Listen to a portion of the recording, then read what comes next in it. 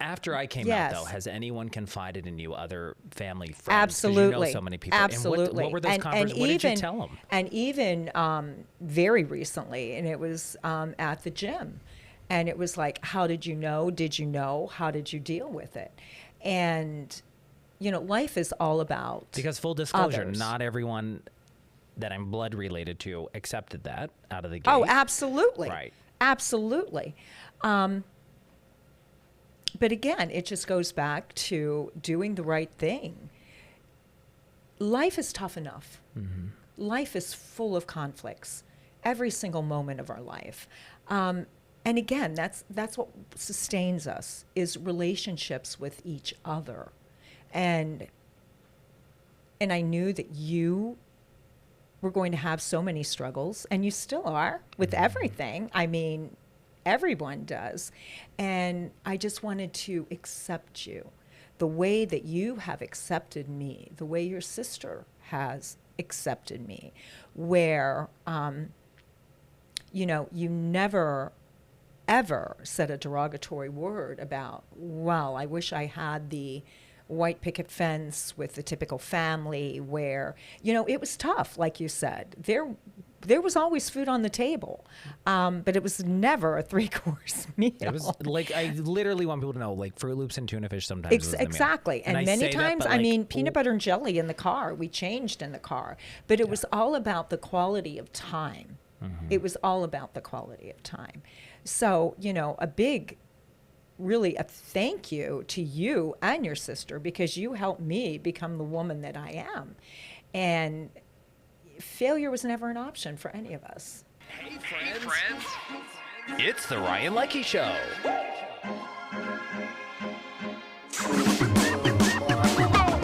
Welcome to the Ryan Leckey Show.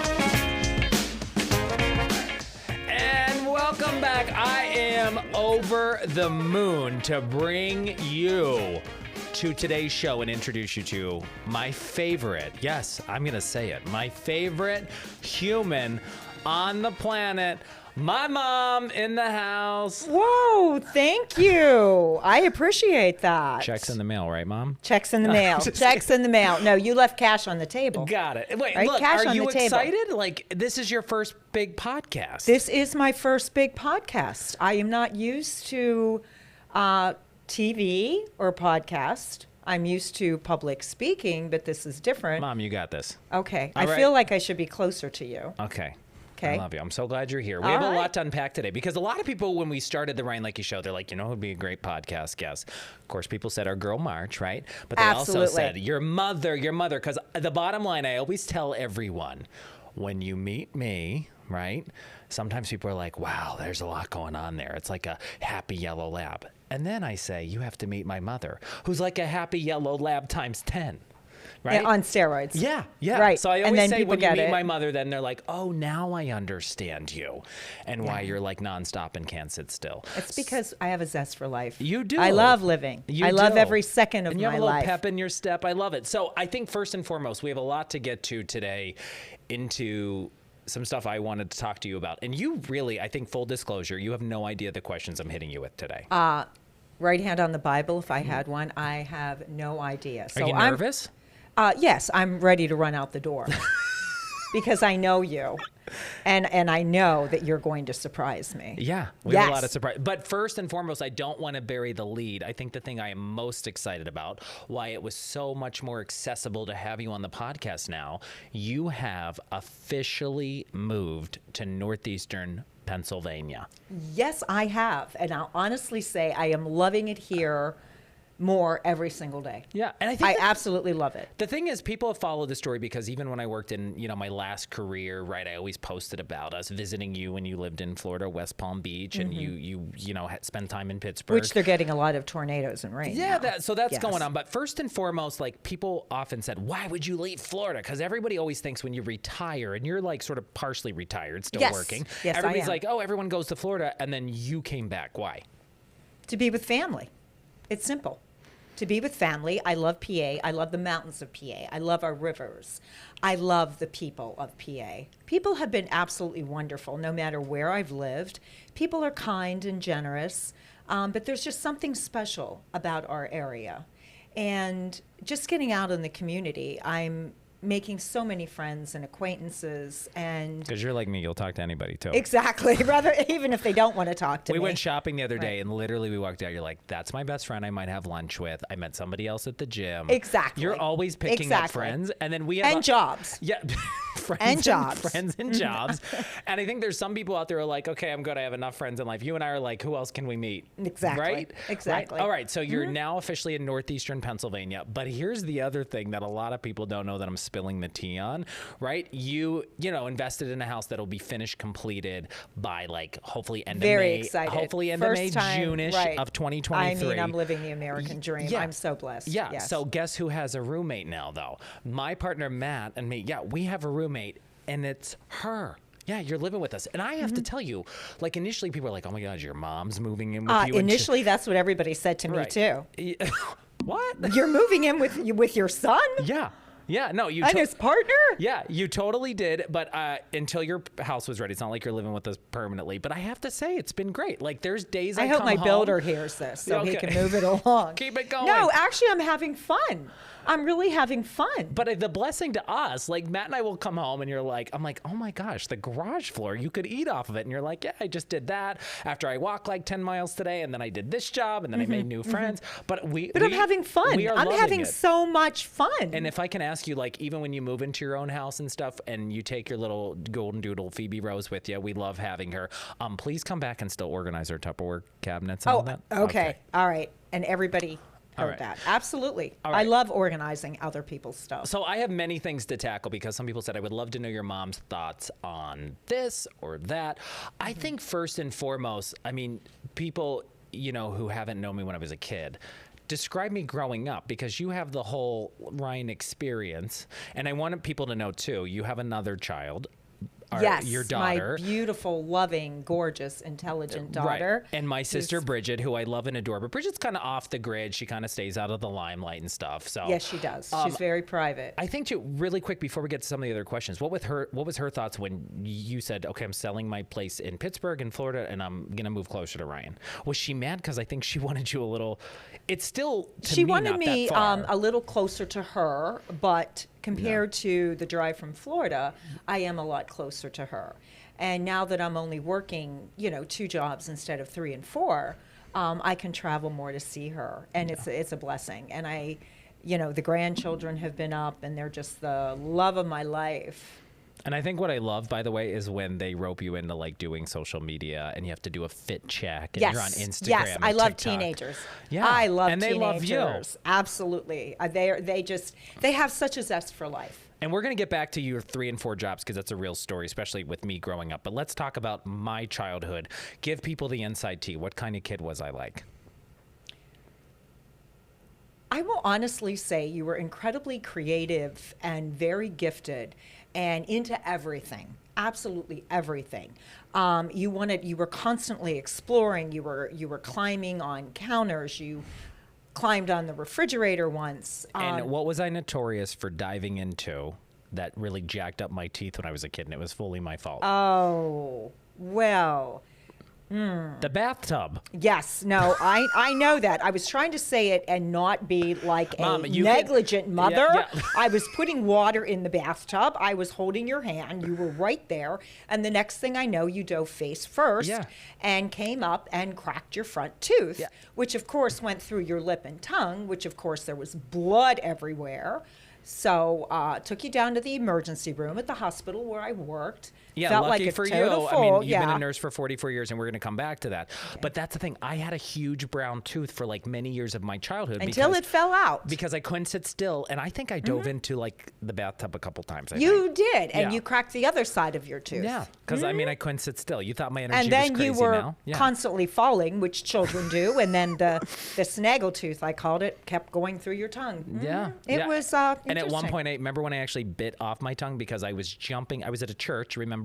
And I jumped off of the top of, I think, a refrigerator or something, and I like split my tongue in half. Do you remember that? From my snaggle tooth. It really wasn't in half, but it was close to Okay. it. It was Yeah. it was bad. You didn't need stitches. Could that you imagine if time. I could never speak again? That would be a disaster. Yeah. Yeah. Yes, yes. All right, so let's back up. So like me as a kid, right? you know, you were a single mom early on with 2 kids. I think the thing, and I didn't see it then, but the older I got, and you always told me that, they're like, yeah, when you get older, you're going to understand this. I am still amazed when I look back at, and not only you, but single moms in general, single dads, single parents, right? What you dealt with and went through to make sure, obviously, there was food on the table, we had clothes to wear. We lived in a safe space. We lived in multiple places, right, when we were growing up and stuff. But I mean, how did you juggle that? I remember, like, you went back to nursing school after you got divorced way back in the day when I was like very young. You did that. Infant. You were teaching aerobics at like 6 in the morning because you got into fitness, and we got to come back to that because it's amazing. That was 2 jobs. Yeah, and then you were back in school. Then you started nursing and everything. Like, how did you juggle it all? Because then you continued your education while you were doing it all. I feel like that's like 80 to 100 hours a week. I will honestly say that with all the paths that my career has taken, it's been very challenging and very rewarding.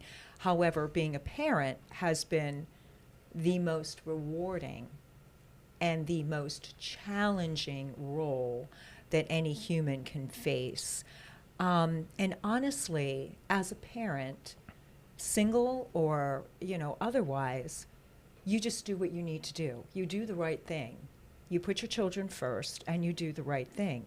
Yes, as you said, there was always food on the table, but let's be quite honest. Many times for supper, it was Cheerios. Or Fruit Loops and tuna fish. Yes, always grilled cheese and tomato soup, which I will honestly say, by the way, tomato soup is still one of his favorite thing.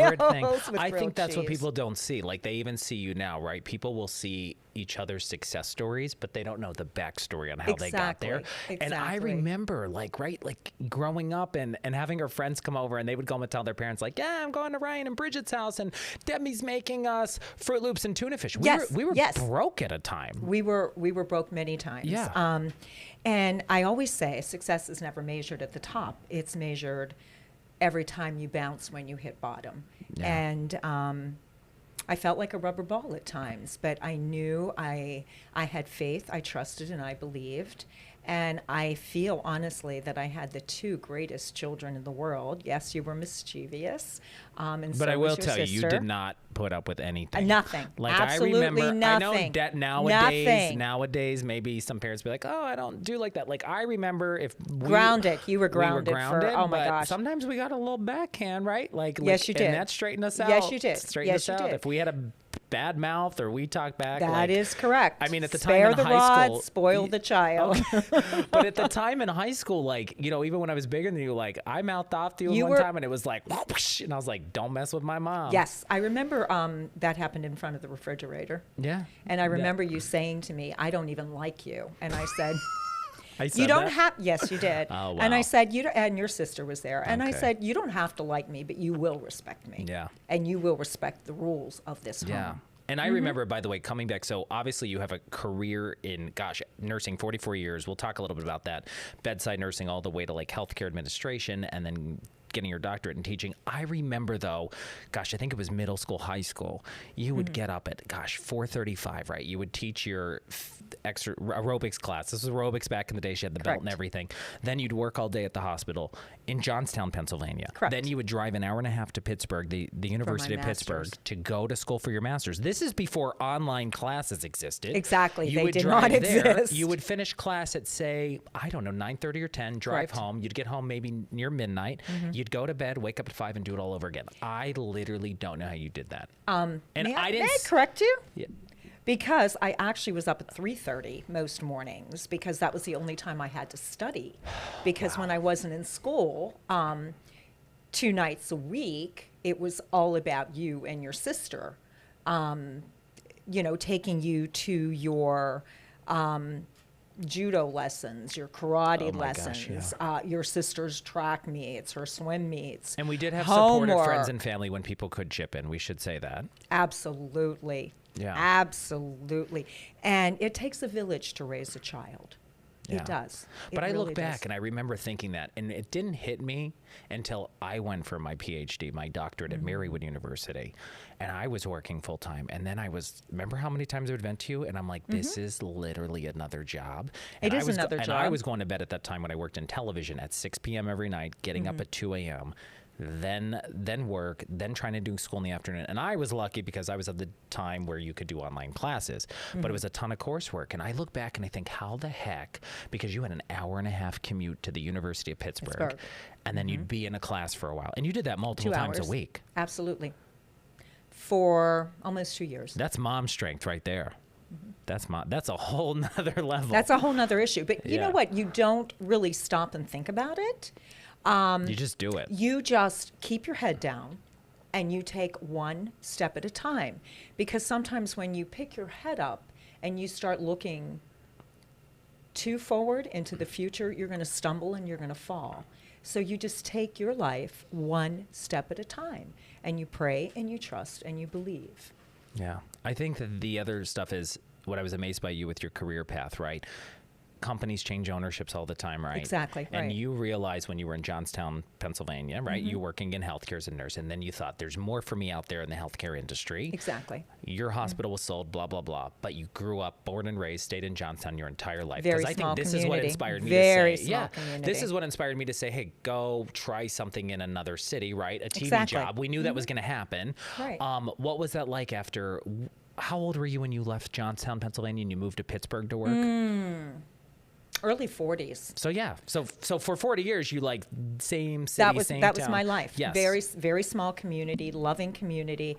I thought I would grow old in that community.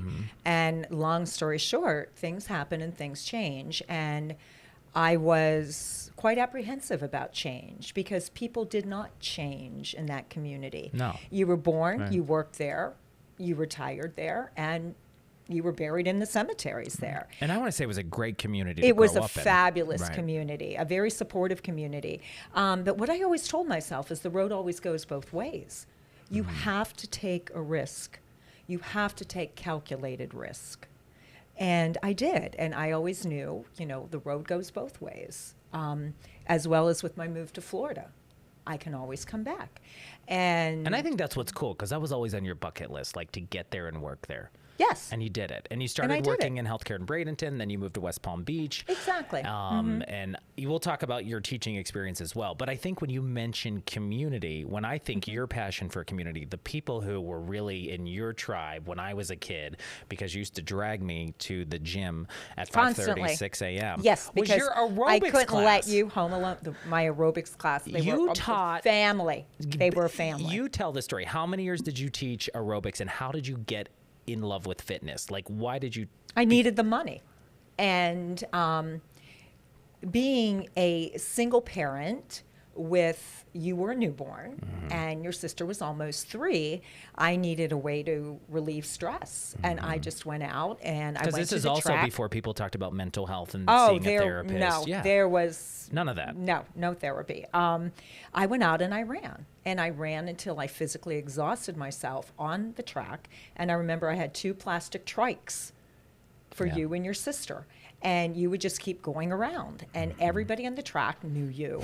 I would run up and down I the talked to bleachers. everybody. Of course, you did talk to everybody. Right. And I remember you and your sister chasing me on your trikes, saying, "No more times around, Mom, no more times around." And I, for probably another 20 laps, I'd say, "Just one more, Yeah. just one more."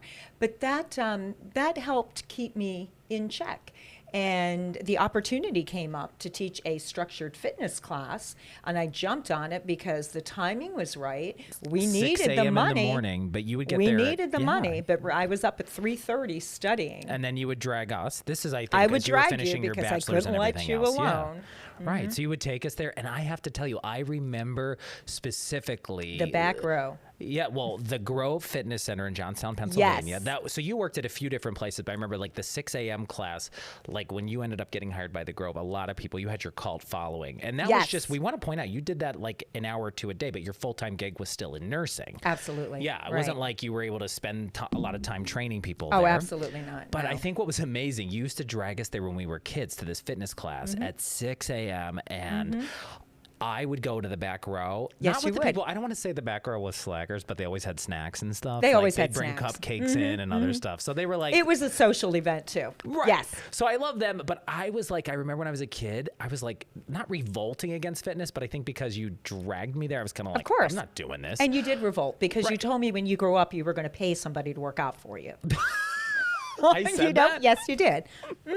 And now look at you. Well, now the thing is, and I want to be completely transparent. So back in the day when I was a kid, my mom would take us to the gym at 5:15, 5:30 in the morning. She'd teach the class from 6 to 7 and work out. And I was like, this is the worst thing ever to be at a gym, have to roll out of bed and work out. And I want people to know I am my mother now. Yes, I you get up are. at 5 o'clock. I'm at the gym at 5:30 to start lifting. I take a class at 6. Even though now that I have a lot more flexibility in my job, I am literally my mom.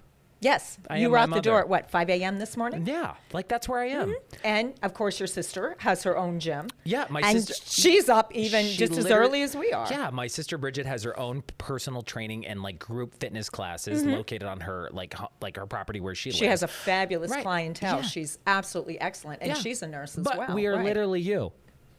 Yes. But back in the day The when I was a apple kid, I was doesn't- like, I am not working out. I'm not doing this. Why? Because my mom told me. And then fast forward, where I am today, and I'm you.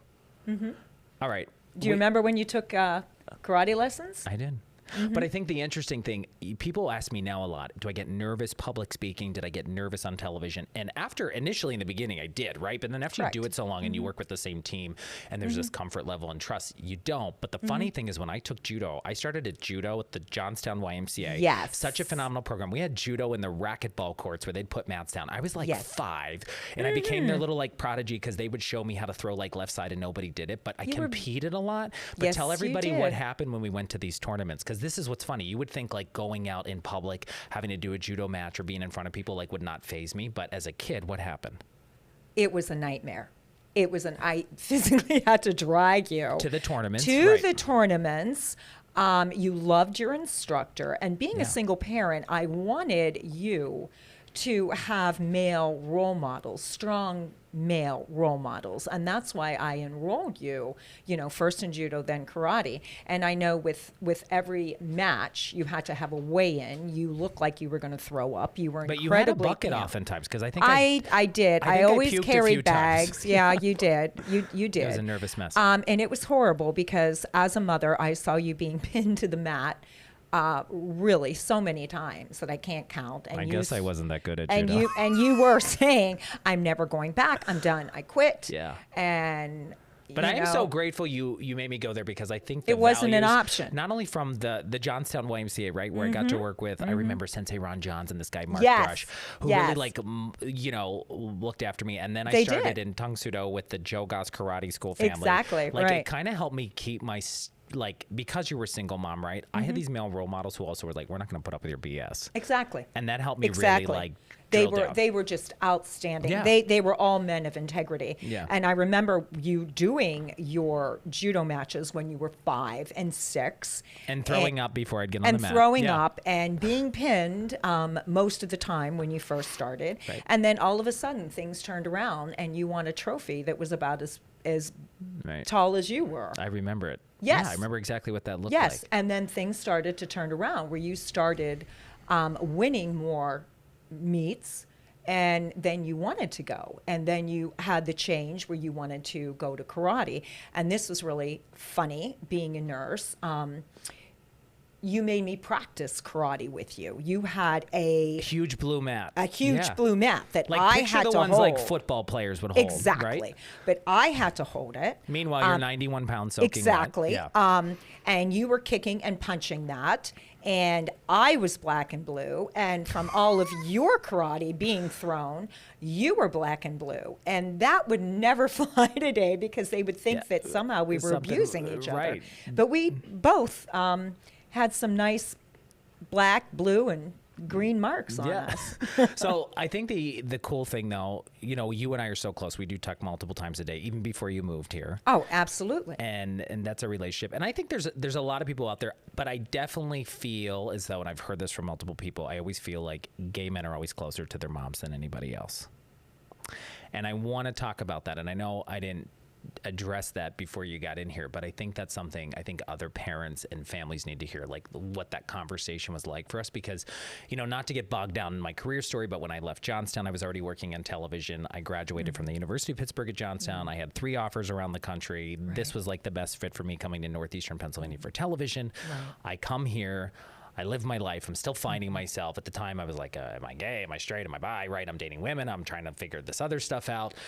And then probably one of the best things happened to me. I found therapy, which helped and got me homework. And I'll never forget my first therapist here, Margie Marshall in this area, who worked with me and gave me homework and accountability because I was struggling with it.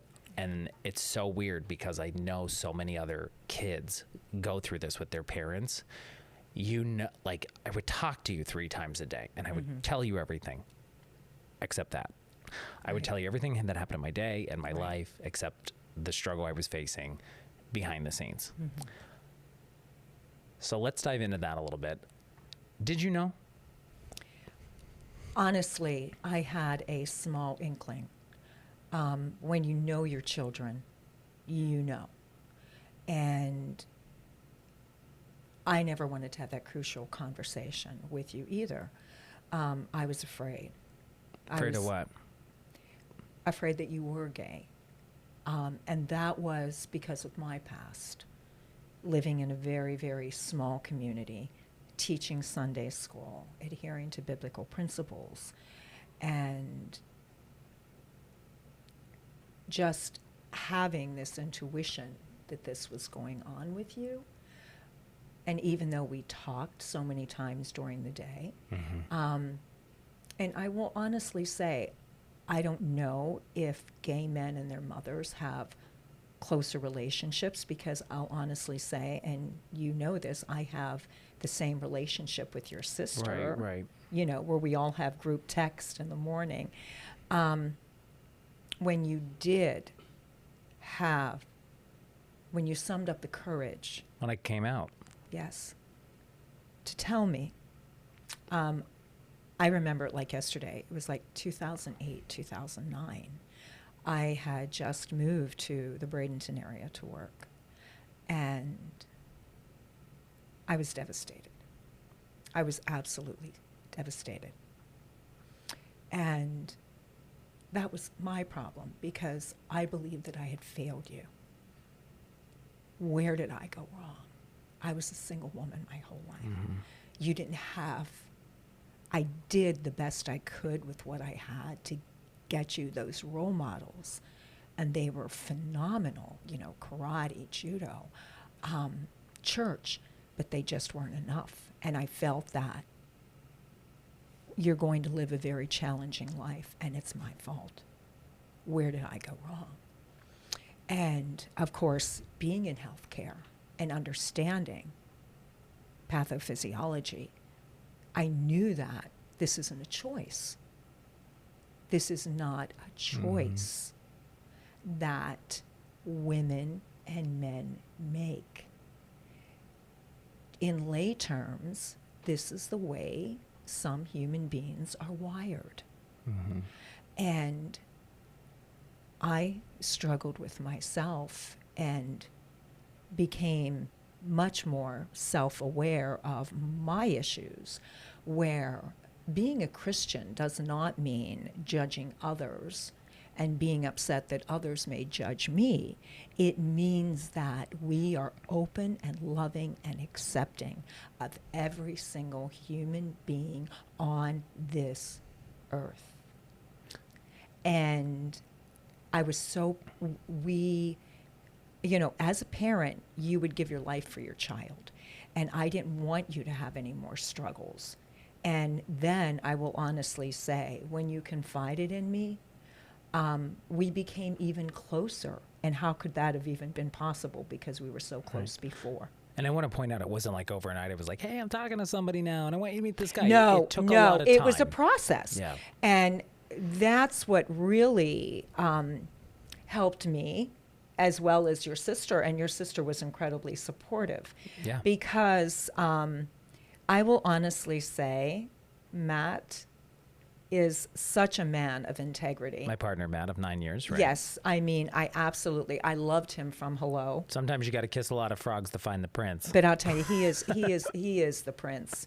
He is the prince, and I am just blessed that, that I have a son, and you're so happy in your relationship. Yeah. I have a daughter, and she's solid in her relationship, and that's what a mother or any parent wants for their child. And it's all about relationships. Careers are wonderful, but careers come and go. Mm-hmm. Relationships are solid. Yeah. I think, what was so hard, and I look back now, I was so scared, even though we talked multiple times a day, to just come out, right? And I addressed this with, Margie, my first therapist I had in Northeastern Pennsylvania. And I remember I was so scared to tell you, but I also knew when you worked in healthcare, you had gay friends that you would go to football games with. Exactly. And I'm thinking and I love them to pieces. But I thought it was going to be different because it was me. And I thought the reaction was going to be different because it was me. And I know, obviously, I just think the thing is, I couldn't believe how long I waited. And after, it wasn't like overnight, you and I were like, everything's great. Let's. Oh, absolutely. It was a process. It was a process. But and it was coming to terms with ourselves.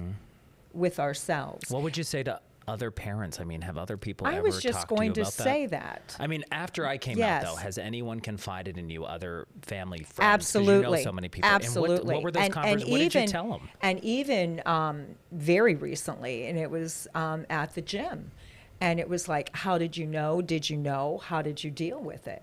And, life is all about Because full disclosure, others. not everyone that I'm blood related to accepted that out of the gate. Oh, absolutely. Right. Absolutely.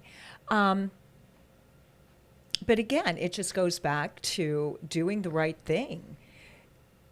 Life is tough enough. Mm-hmm. Life is full of conflicts, every single moment of our life. And again, that's what sustains us, is relationships with each other.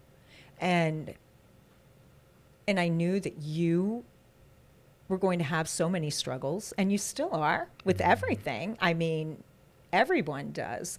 And I just wanted to accept you the way that you have accepted me, the way your sister has accepted me, where, you never ever said a derogatory word about, well, I wish I had the white picket fence with the typical family where, it was tough, like you said. There was always food on the table, but it was never a 3-course meal. It was I literally want people to know, Fruit Loops and tuna fish sometimes was the meal. Exactly. And many times, peanut butter and jelly in the car. We changed in the car.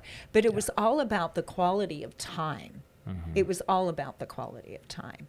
So, really a thank you to you and your sister, because you helped me become the woman that I am. And failure was never an option for any of us. And I think, like you said, for other parents, because so many kids struggle to talk to the people they live with about what they're going through. And, be careful with the 2 and 3 jobs. Be careful with the overtime, because you never get that time back in your life. I sacrificed sleep for a very, very long period of time. And that was a huge mistake, because it took a very, very significant toll on my health. And one night, I couldn't remember where I was. You got home at midnight because you were going to college at UPJ. You were, you were actually still in high school and you were working. And I couldn't go to sleep until you came home, of course. So I heard your radio booming, pulling into the driveway. It was probably Missy Elliott's Hoopa Doopa Probably, Fly. yes. That was my jam all the time back in the day.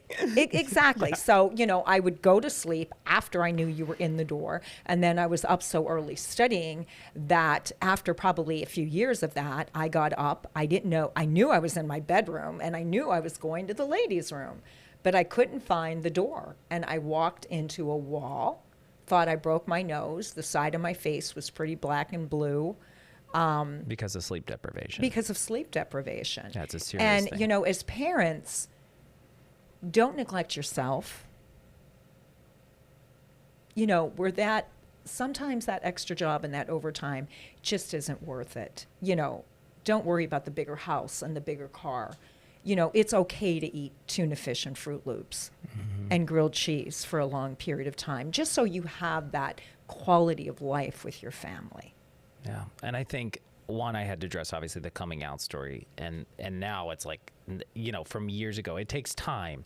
And I think that's the big thing I want parents to know. So if your kids have these conversations, they're scared to tell you, and it's about showing up and being supportive. But I think, like you said, you learned so much about yourself after this happened. Absolutely. Absolutely. And as parents, be open and be very slow to criticize. One thing I learned that I would love to share with every parent is that children will not always do as you say, okay? But they will do as you do. So be careful with your walk. Yeah. I mean, look at me now, up at 5:30, 6 a.m., working, hustling, trying to be better at saving and investing money like you taught me. Yes. Because I was terrible. You know, I used to just YOLO, spend my money. Yeah. So you helped me dial that in. I guess the one thing, because I mean, we could have hours and hours of chatting here, right? But we got to keep it to time so nobody falls asleep at the wheel if they're listening to this or just tunes out. What was your reaction when I said, you know, I've been doing this television job for 21 years in news. I'm going to quit and I'm going to start my own company. Because at the time, right, when I decided to quit my gig in 2000, it was 2022. Now it's like time is passing. It's insane. Exactly. And I felt like I was really at the top of my game, right? Income level was there, great contract. And you were. Love the people I worked with. What did you think when I called? Because I know there's people out there too who might have kids who are working all sorts of different jobs. And they might just call one day and be like, I'm done with this. What was your reaction when I initially said to you, I am not re-signing another contract? That was another mini stroke for me. Because your job was security. You love the people you work with. You learned so much, but I also understood your passion for growth, your passion for helping others succeed. That's the mark of a leader, is when you help others grow. And I saw that in you. Now, remember, the parent in me, I wanted to pull you back and say, you have a steady income, you've got great benefits, don't mess it up. And then again, that was coming from my lifestyle, because I was a single mom, I had children. Okay, you never lived the life that I did. You didn't know what I went through. You were very blessed and successful from the start. Although you did work, I mean, you did work from the time you were, 14? I think 12 was my first job. Maybe 12. The golf caddy job, the only one I ever kind of got canned from because I ate too much on the ninth hole. You did eat too much on the ninth hole, but because that's you never bought like junk food, so the golfers would buy us junk food, and I would order a buffet and slow down everybody, and they're like, we don't think you're the best fit to be a golf caddy. But I think the thing is, like, after I told you this, it was kind of like you knew, because I think you were there because you worked as a bedside nurse for years, a wound care specialist, then got your master's at the University of Pittsburgh. Kept climbing the ladder, because that's what I wanted to do, and that's what worked for me. Because I thought that by and I think I saw that, though, you in a way, growing because I said others. she left quote unquote bedside nursing, but she's leveling up her career. You had no problem, like you would move right when you found a better offer from Bradenton, Florida to West Palm Beach. And then and then you said, okay, I think I'm good with this. I want to go into teaching now. And how old were you when you got your doctorate? This is what I think not only inspired me, but I think will inspire others who I always hear from people, I'm too old to go back to school. I want to say I was 52. That's when you started the journey to get your doctorate in nursing, right? Yes. And again, I always say, if it doesn't kill you, it makes you stronger. Yeah. It was quite a challenge. And again, children won't do what you do. Children won't do as you say, they'll do as you do. And I'm just so pleased that, you and your sister basically followed in my footsteps. She has her education. But that's what really inspired me. Remember, I think you and I, we were like a fun competitive, like you got your doctorate. I'm like, wait a minute, she has her doctorate. Oh, listen, we're all about competition, and we do everything for time. We do everything for time. I can empty that dishwasher in 1.5, Time me. Right. Timing. Right. No, but then, I got my doctorate from Marywood University. It finished in 2022 and just knocked it out. And I think for me, it was inspiring to have somebody like you ahead of me, because I was like, wow, at least I'm not raising 2 kids and driving like 2 hours to school every day, you know? Right. So, right. And I supported you, I understood you, and I knew that you needed to grow. And, you know, and I Changing encourage careers, right? anybody to take that risk. Take a calculated risk, write it down on paper, advantages and disadvantages. And I know you did that time and time again. Yeah. And it was a calculated risk. It's a very successful risk. And listen to your intuition. That's what I talked for probably a year and a half about moving back to northeastern PA. And I just wasn't ready to do it. And then my intuition spoke to me and said, now's the time. Just like yours did. Now is the time to launch my business and help others grow.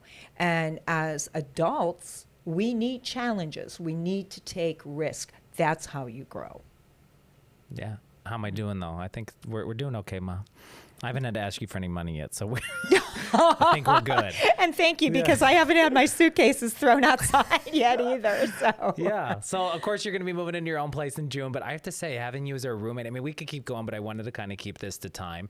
Is there any final thoughts you want to share? I mean, just to have you, and I think the thing is, relationships with everybody evolve, but especially the ones with your children. And even though now I've known you for my entire life, I consistently learn stuff about you. I see different quirks you have, like at night when you like to, certain ways you like to eat your ice cream or food. And I think the other thing is like looking at, because people always ask when I post pictures, like, what's your mom's secret? Does she just eat celery all day? And I was like, this woman could eat you under the table. Exactly. But fitness is such your passion. And while you're not running 10 miles a day like you did when you were 40 or right, 30. because I have 2 total hip replacements. Yeah, Right. you are walking at least how many miles a day with your dog now? With little Phoebe? Between 4 and 5. But you're and I get up lifting, early. strength training. Absolutely. And I recommend that for everyone, because it's not only healthy physically, it's healthy emotionally. Yeah. Because when you feel stronger, you feel more in control of your life, as opposed to being out of control in our chaotic world. Yeah. Fitness is, for everyone, should be a way of life. And I think what I'm so excited about is we're around Mother's Day as we have this chat, is to have you closer to me. I think after you finally pulled the trigger, it's like, okay, I'm moving up there. I was like, what did I do? Right? Like, but it's been like having you even just living with us for a bit. You're so busy, right? You're meeting I'm incredibly people. busy. And I'm like, where's the time? Right. But I'm up at like And I think 5:30 working. You know, yeah. Matt, my partner Matt and I, we recently went on a little like shopping trip with you, because a lot of your stuff is still packed in storage and you just needed some new business clothes for some meetings and other projects you're working on. And I said to Matt, this was like the most fun I think I've had in 40 years of my life, ever shopping with my mom. You were like a little Polly Pocket. Yeah. We just took you out and we were like, Mom, go try this on. And I will honestly say, I loved it. wouldn't have bought anything had it not been for you and Matt. Yeah. Saying, you're buying that. Your Yeah. clothes are old. Yeah. They're outdated. And you don't even have clothes. But I just think like, what great And future. it was fun. that It was fun. I have ahead, you have ahead, and even like our sister, right? Because we're all like closer now. But to have you literally in my backyard, 12 minutes away when you move into your new place. I love it. I love it. And, you know, when I say to myself, why did I wait so long? But again, timing is everything, just as you launching your own company, as everybody taking calculated risk. Timing is everything. So I believe that God spoke to me and I made the right choice at the right time. And I am having even more of a zest for life every single And what I love about moment. having you here, especially in my new job, is because you are obviously, you're very health conscious. You eat nonstop, but you buy a lot of great quality foods to not have to cut up the fruits and vegetables. Yes. And it's all You want to tell organized. America that I'm packing your lunches again? Like literally, it's been amazing. Where I'm like, wow. I'm like, what am I going to do when she Ryan, moves that's out? right. Ryan, that's your Tupperware. Matt, that's your Tupperware. Yeah. Well, But I love it. I absolutely love it. And I'm going to be doing the same thing when I move. And I think the coolest thing and the thing that inspires me about you is, if you're comfortable, share your age. Oh, I'm 65. You're 65 years old. I'm going to be 66 in September. You could You're getting older, but I'm not. Right. Yeah. You could totally like hang it up, retire, because you've been so smart with investing. But I love, like, you're starting to work on other new projects with different companies. And I'm like, dang. Yes. I was like, my mom's literally going to be she's going to be working, hustling, not full time, that fits your life. And I said, I'll probably be working full-time hours again, just, so you're like just at different 110. jobs. Yeah, Right. Exactly. But it keeps me academically strong. And I feel that, as a human being, it feels good to give back to others, to help others. And that's what I feel my roles are now, my various, if you want to call them, jobs. I feel like I am helping others grow and develop. I am still teaching graduate level courses. I feel like I'm adding value to those students. And in my other two jobs, I feel like I'm adding value to the companies and to people and helping them live more productive, meaningful lives. and I think you said about growing other people. I still feel like you're growing my sister and I every day when we talk to you. I love that. And I'm so glad you did this. I know it was a lot because you're like, what are you going to ask me? I'm like, let's just talk about it on the couch and on the podcast. But I think the stories you shared from your heart about, my coming out story, quitting a career after 21 years and switching gears completely, right? I hope it inspires and informs huge. other people. Yes, absolutely. And then again, that's what you're trying to do. You are trying to add value. Yeah. You are adding value to other people. And that's what we're meant to do in life. I just love you so much. Love you too. You're cute as a Loves button. you. I just love her. Love her. And I think back to times in high school when sometimes I felt like we were going to strangle each other. Exactly. Right? Mhm. And now A lot it's of like, times. you A know, lot of times. And now talking to my mom, especially seeing you like in the morning, right? Until you're living on your own again and not mooching off of us. It's You been have to work amazing. hard, so I don't have to. Yeah. It's been amazing. Like, For the first time in my life, I'm a kept woman. which you I'm and okay Matt. with because Yeah. I look back at the life that we had and what you did and the sacrifices and especially like you said, no sleep and going to bed at midnight and getting up at 3 a.m. to study for school, to grow your career, to grow the family. Like, And again, you don't think about it at the time. You just keep your Yeah. head down. You take one step at a time, and you do what needs to be done. I love you so much and I'm so glad you were here today. Love you Seriously. more. Love you Stuff- more. you stuff I love stinking my cute. kids. The only thing you Love hate when my I do is family. when I touch your hair. Don't stop touching my hair. My mom, Yes. everybody, Debi in Yes. the house. I love Yes. you. Thanks so much. Yes. See you later.